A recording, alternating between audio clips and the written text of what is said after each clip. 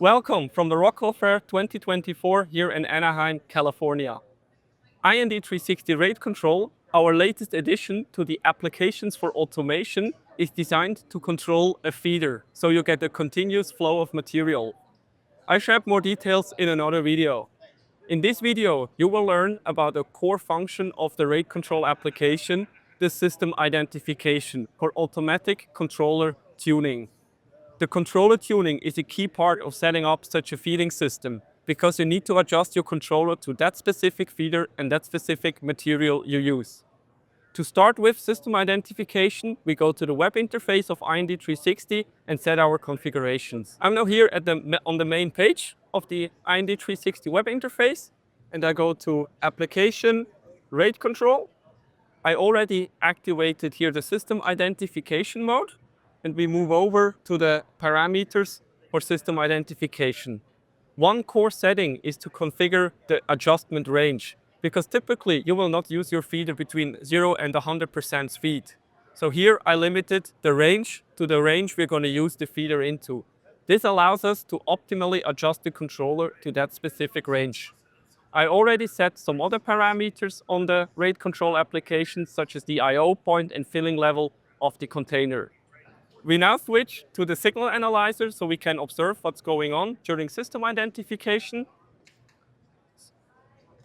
The signal analyzer allows us to see the current flow rate, the current motor speed, the target flow rate, and some other parameters. This is very handy to better understand the system and debug potential issues. Now let us turn on the feeder and observe what is happening.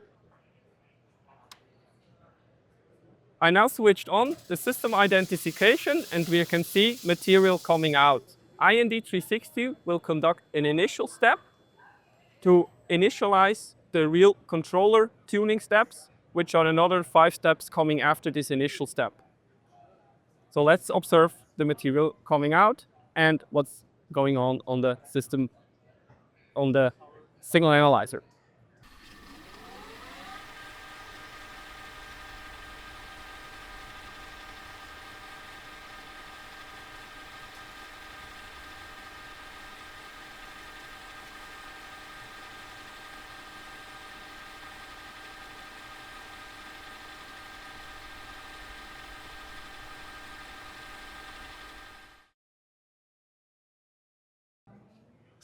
Now system identification completed. I will turn off the system and we go back to the web interface to see the learned parameters. So now I switch back to the parameters of rate control. Can go here to continuous mode. So we can run in continuous flow control. And we see here the automatically learned parameters. So after running this system identification, the feeder is ready to go.